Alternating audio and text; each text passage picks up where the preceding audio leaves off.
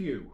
In this video I'm going to talk about what initiates a habit. Basically the first thing that happens that creates a chain of thought in our head, a desire in us to then do a thing that we may end up doing. Because without that cue, it won't happen. It's just the indicator, it's the first nudge. To give you a really obvious example, traffic lights behind me have a really straightforward cue as to when you need to do a certain thing. And a lot of our habits, more than we realise, will have a cue.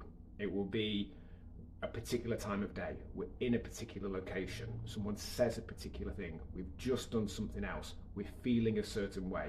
There'll be something that happens that again creates that chain of thought, which may be largely unconscious, which then leads to us doing the thing that is, or we want to become, habitual.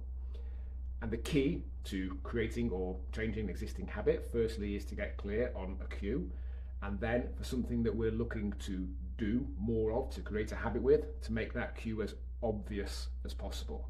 And for the thing we're looking to do less of or stop, to make that cue as hidden as possible.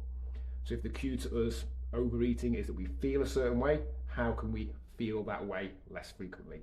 It's if we see a certain thing, how can we see that thing less? How can it be perhaps hidden away, not in the house, not on display, not in the fridge when we open it?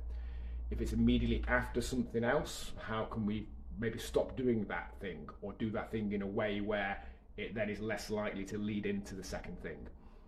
And for the thing we want to do more of, how can we make it really obvious? How can we make it so we don't just forget to exercise or make better food choices or plan our food or do a click and collect?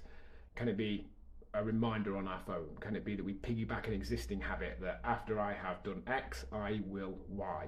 A very clear, specific implementation intention rather than just a plan to fit it in, to remember it or what have you. So in short, get clear on what is the cue or cues that are creating that chain of thought in you that leads you to do something that you're wanting to do less of or stop, and how can you make that more hidden, and clearly define a cue, something that is going to be an indicator that it's time to do the thing that you want to make habitual. And you'll find it infinitely more likely that with those more hidden or more visible cues, those changes to those habits, again, is much more likely.